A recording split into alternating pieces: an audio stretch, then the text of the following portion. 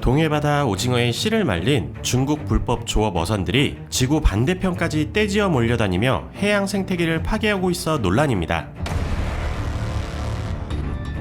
갈라파고스는 유네스코 세계 자연유산이자 생물 다양성의 보고인데요. 최근 중국 어선의 불법 조업 때문에 인근에 있는 남미 국가들이 비상이 걸렸습니다. 그도 그럴 것이 지난 몇 년 동안 갈라파고스 인근에서 상어 싹쓸이 조업으로 적발된 적이 있기 때문에 경계를 하지 않을 수 없었는데요. 남미 국가는 이런 중국의 행태를 보고 벌써 몇 년째 중국의 이 같은 싹쓸이 조업에 시달리고 있다. 공해상 조업이 불법은 아니지만 중국 어선단 규모가 워낙 커 현지 어부들이 생태계에 큰 타격을 받고 있다고 입을 모아 한탄했습니다. 또 중국 선박들이 어찌나 떼지어 다니는지 마치 바다 위에 떠있는 도시 같다고 고개를 저었다고 하는데요. 이에 에콰도르 대통령 레닌 모레노는 갈라파고스 제도는 지구에서 어족 자원이 가장 풍부한 곳이며 생명의 산실이다. 인근의 해양보호구역을 지킬 것이라고 강한 의지를 표명했습니다. 그리고 지난 4일 남미 칠레와 페루, 콜롬비아, 에콰도르 정부는 자국 해역 인근에서 이루어지는 외국 어선들의 조업과 관련해 공동 성명을 발표했는데요. 이러한 중국 어선들의 불법 조업은 우리가 보기에도 남일 같지 않습니다. 과거, 아니 현재도 우리나라 북방한계선 인근과 서해오도 등 근해 곳곳에서 중국 선박의 불법 조합에 시달려온 우리나라 사람들에게는 중국의 불법 침범과 싹쓸이 조업, 단속에 대한 폭력 대응은 어제 오늘 겪었던 일이 아닌데요. 중부지방해양경찰청에 따르면 지난 10월 한 달 동안 우리 해경 기동 전단이 퇴거시킨 중국 어선이 7,196척이나 된다고 하니 정말 해도 해도 너무하는 것 같습니다. 한편 해경은 한중 단속 협력 체제를 구축해